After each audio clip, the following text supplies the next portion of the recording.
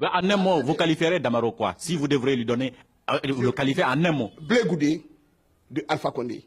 Blé Goudé, l'incitateur à la violence, c'est ça? Non seulement il incite à la violence, mais Damaro, son nom est connu. L'histoire de Damaro est connue. Moi, à la place de Damaro, honnêtement, Damaro sait ce qu'on lui reproche dans ce pays. Damaro sait de quoi il est accusé. Il est accusé de quoi? On va aller très vite parce qu'on n'a pas le temps. Il est accusé de quoi? Qu'est-ce que vous le reprochez? Vous pensez que Damaro, c'est qui? Attendez, quand vous dites Damaro, la seule image que les Guinéens ont de Damaro, c'est les événements de 1985.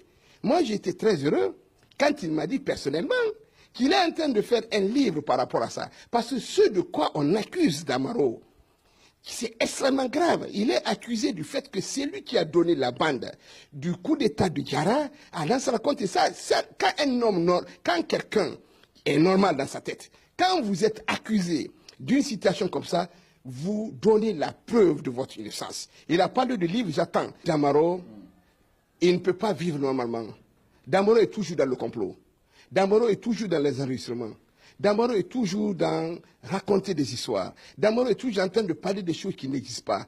Damaro est toujours en train de se justifier. Tout ce qu'on a eu comme problème dans les accords et tout ce qu'il y a, si le pays ne s'est pas calmé sur le plan politique, que ce soit au niveau du comité de suivi, tout ce qui s'est passé, la faute c'est Damaro. Je vous dis, il est capable de venir voir Cellou Dalein.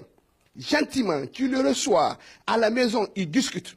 Dès qu'il sort de chez Cellou Dalein, il va aller interpréter autrement ce qui n'a pas de suite avec Cellou Dalein.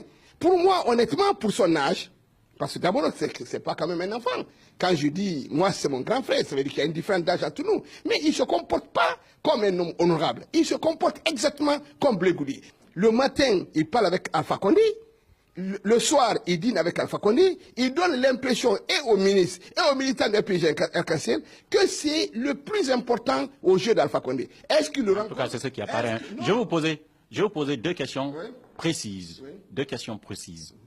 La première, Damaro, c'est votre ami, non?